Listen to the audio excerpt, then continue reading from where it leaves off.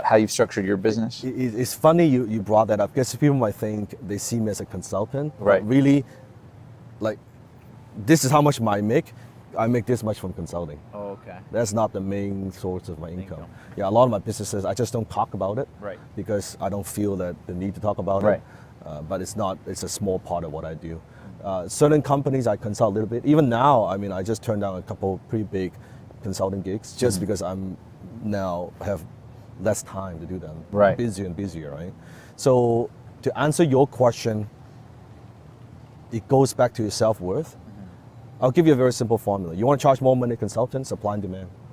You want to drive up your demand and you want to restrict the supply. So let's say if I'm a consultant, a service provider, coach, whatever I do, I say to the world, hey, you know what? Call me anytime. I'm always available, right? I can take on as many clients as I want. Right. My value, it's lower in what the marketplace sees. On the other hand, hey, you know what? I'm very much in demand. I'm very busy. I only take on maybe selective 2, 3 clients, 5 clients a year. I charge a lot of money. So you drive up the demand, but then you restrict your supply. Now suddenly you become more valuable. Providing the same service. When people pay you more money, they value what you do more, right? Because whatever you pay attention. So the more people pay, the more they pay attention. Sure for production, you've experienced doing work for clients on the cheap, yes, right? And they're a pain in the ass, they're difficult to deal with.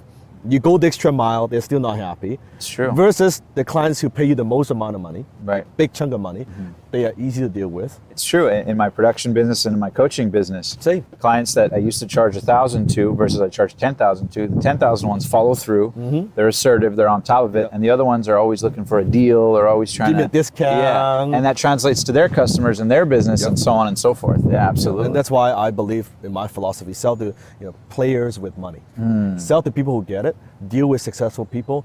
It's much easier. It's an easier relationship too. And I love what you say too about you're not in the business of turning losers into winners. You're in the business of helping winners win more. Yeah, because they got it already. I don't need to justify. Like when I charge someone, or even someone charge me, that they are not looking for. Just like when someone pay me, like you look at the amount of charge compared to the time. I can tell you, my consulting clients, the one who pay me the most amount of money, I spend the least amount of time with. Right. Yeah. Because they're fucking busy. Yeah, and they get to the point when they need help, they go straight for the source. They're not looking, hey, Dan, I want to talk to you once a week. I want to talk.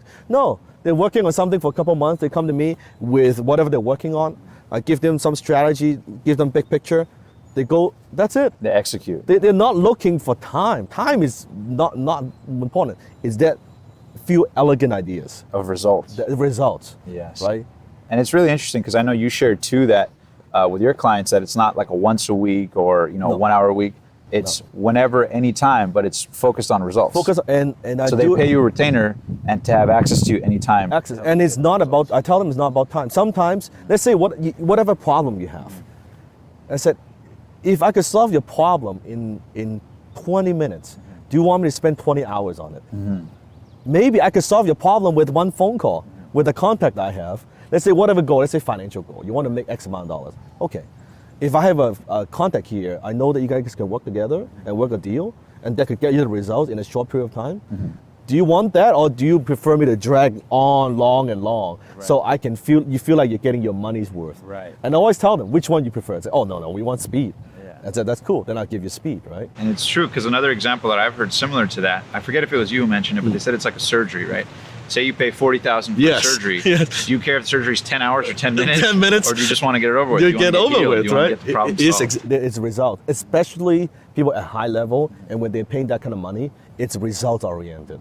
Solve my problem quickly. That's the value. That's powerful, right? Man.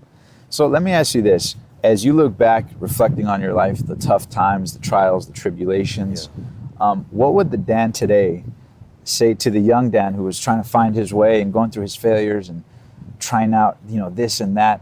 The Dan today, the multimillionaire that you are today, looking at that young man with a dream, what would be your best advice?